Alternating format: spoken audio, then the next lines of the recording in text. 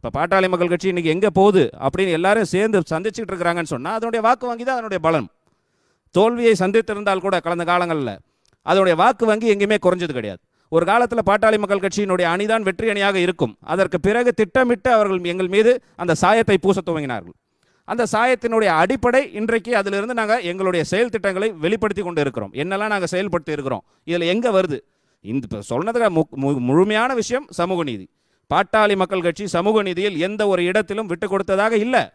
இப்போ பாட்டாளி மக்கள் கட்சி மீண்டும் மீண்டும் சாதிவாரி கணக்கெடுப்பு நடத்துங்க, சாதிவாரி கணக்கெடுப்பு நடத்துங்கன்னு சொல்வதற்கான காரணம் சமூக நீதியை நிலைநாட்டுவதற்காக தானே தவிர ஏதோ ஒரு சமுதாயத்திற்கோ ஒரு சாதிக்காகவோ கொடுங்கன்னு நாங்கள் கேட்கல.